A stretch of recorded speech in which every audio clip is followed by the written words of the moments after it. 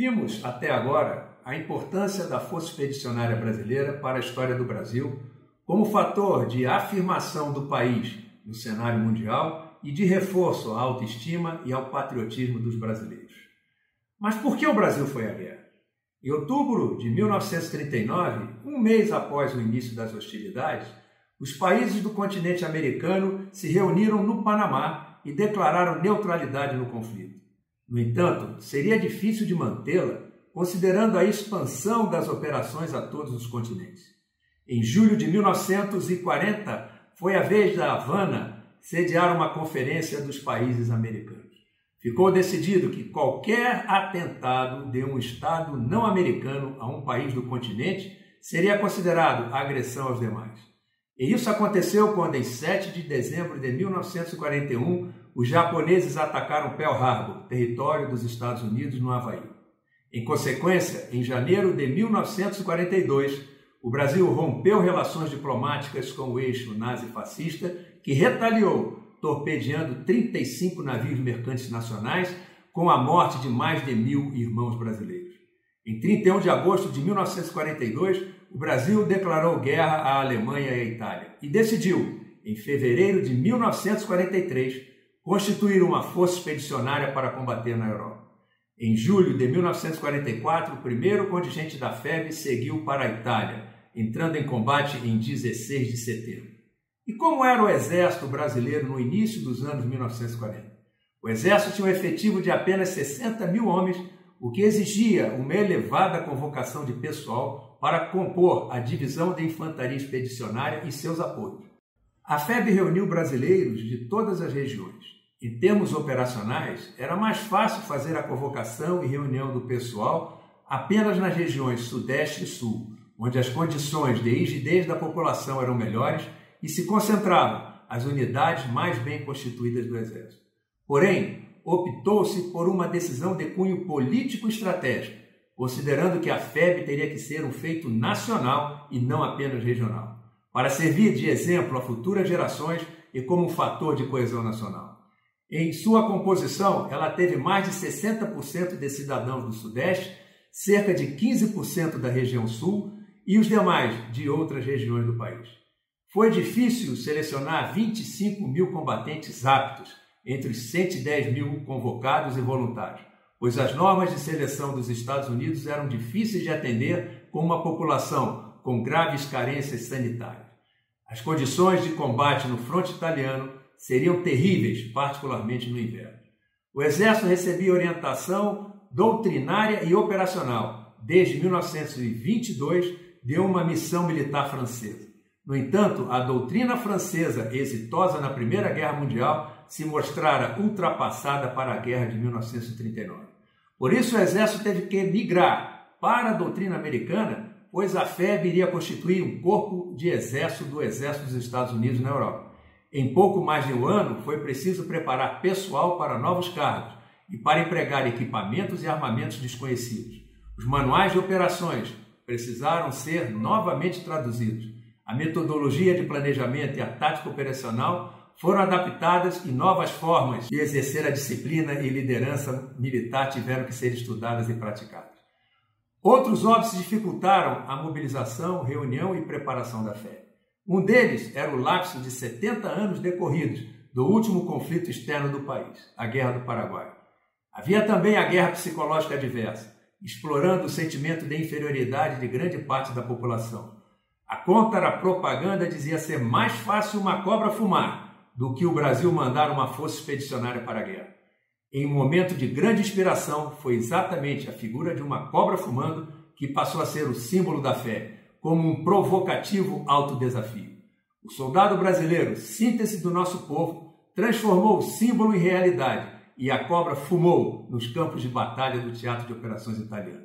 O equipamento, as viaturas e o armamento, já que o Brasil não tinha indústria, só foram recebidos na Itália, pois os Estados Unidos não tinham certeza de que o Brasil mandaria realmente uma força expedicionária para a Europa e não queriam desperdiçar meios caso isso não ocorresse.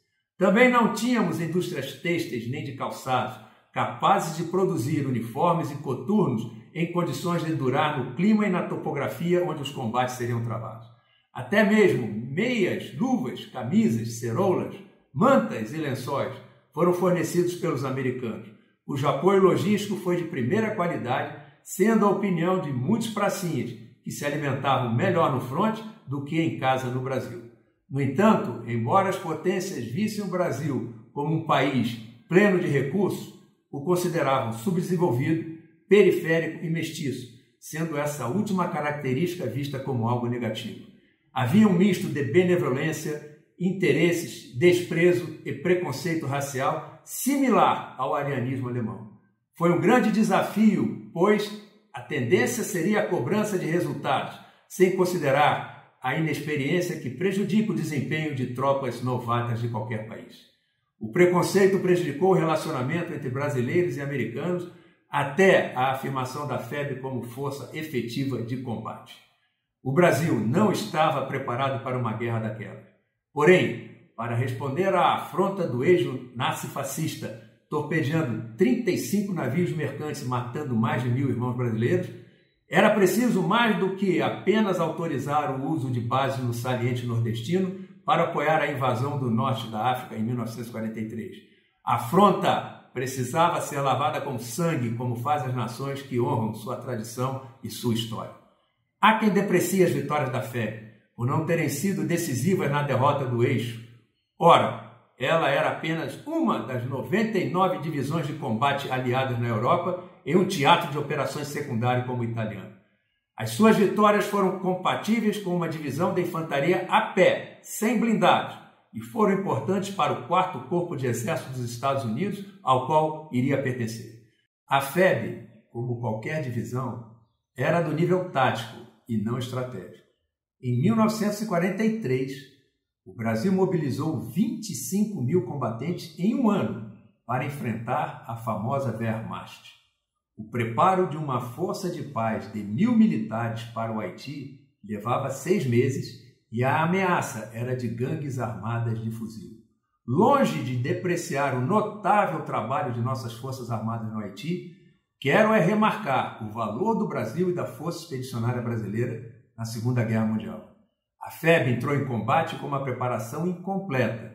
Substituiu um corpo de exército dos exércitos dos Estados Unidos e o Corpo Expedicionário Francês, ambos veteranos, e que foram transferidos para o TO prioritário da França, o que foi mais uma contribuição da FEB para a vitória aliada.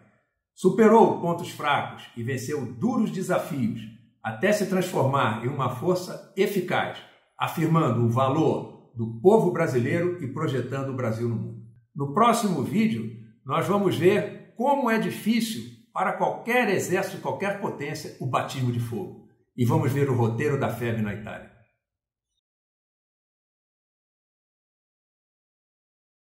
Tenho orgulho de ser brasileiro e lutar pelo meu país, se for preciso, luto de novo.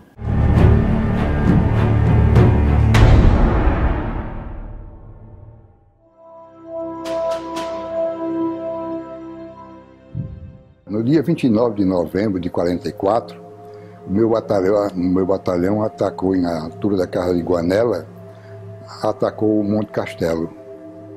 E fomos basicamente dizimados, embora não morressem tantas pessoas, mas feriram muitos, houve muitos feridos. Eu nunca tinha visto assim tanta gente ferida, uns que eu pensava inclusive que haviam morrido, embora tenha tido o prazer de reencontrá-los depois, recuperados, porque o serviço de saúde era de um primor extraordinário, conseguia salvar muitas vidas, mas é uma lembrança, uma das mais fortes que eu sinto e sonho algumas vezes, ainda participando desse combate.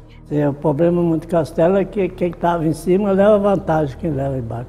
Mas nós tínhamos uma patrulha, você não sabia o que ia te esperar lá na frente. Então era muito difícil, foi uma situação de... Mas vencemos lá o Monte Castelo, mas vou dizer, mas foi muito difícil. O general Castelo, que era o coronel, o Mascarenhas, ele dizia, não é possível, só 2 divisões é que podem conquistar, inclusive esta de alpinista, e esta precedendo de uma jornada aquilo ali. Foi que foi feito. A madrugada de 21 de fevereiro, a 10ª montanha foi subindo. E na madrugada de 22 de fevereiro, o Sampaio atacou. Vitória total. Total. Prepara, porque amanhã nós vamos tomar o Monte Castelo. O alemão está lá, matando todo mundo. Se sobre o primeiro batalhão de Sampaio vinha por um lado, nós viemos por outro a pé. Quando foram ver, chegou lá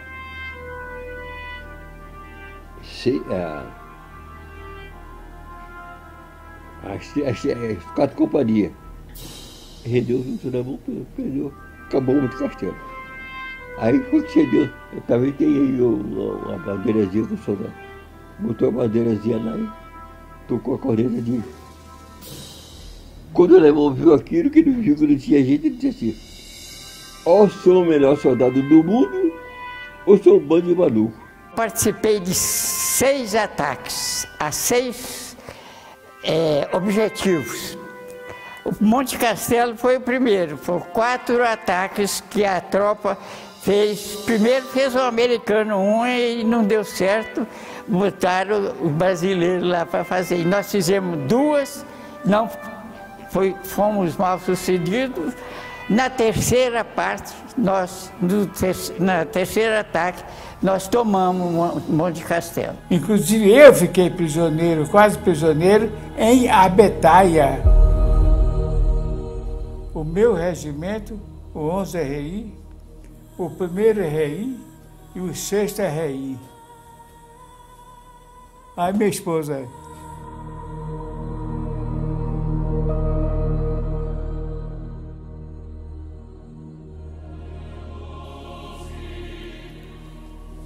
Então, esses 3 regimentos participaram, uns diretamente